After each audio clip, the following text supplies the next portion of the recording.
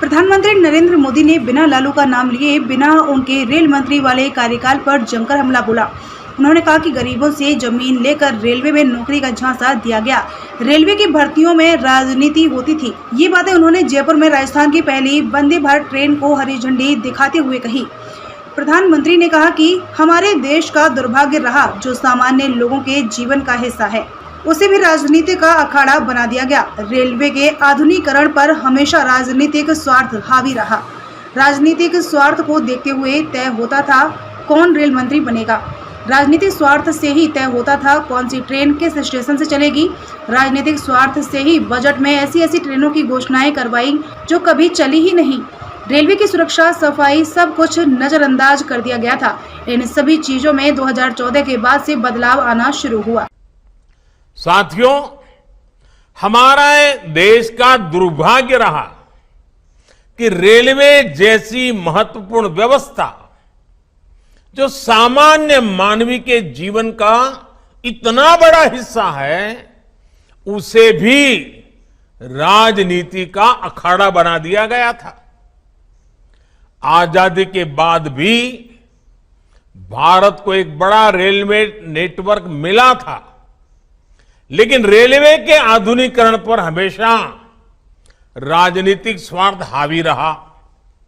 राजनीतिक स्वार्थ को देखकर तब यह तय किया जाता था कि कौन रेल मंत्री बनेगा, कौन नहीं बनेगा।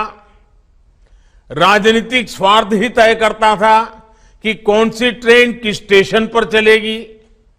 राजनीतिक स्वार्थ ने ही बजट में ऐसी ट्रेनों की घोषणा करवाई जो कभी चली ही नहीं। हालत ये थी कि रेलवे की भर्तियों में राजनीति होती थी, बड़े पैमाने पर भ्रष्टाचार होता था। हालत ये थी कि गरीब लोगों की जमीन छीनकर उन्हें रेलवे में नौकरी का झांसा दिया गया। देश में मौजूद हजारों मानव रहित क्रॉसिंग को भी अपने ही हाल पर छोड़ दिया गया था। रेलवे की सुरक्षा, रेलवे की स्वच्छता, रेलवे प्लेटफॉर्म की स्वच्छता, सब कुछ नजरअंदाज कर दिया गया था।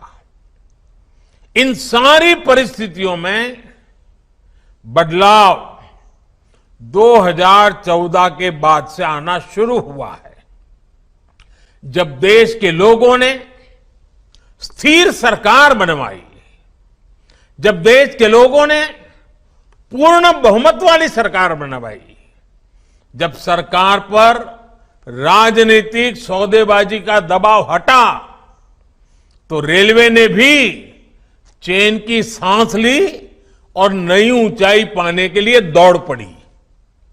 आज हर भारतवासी भारतीय रेल का कायाकल्प होते देखकर गर्व से भरा हुआ है।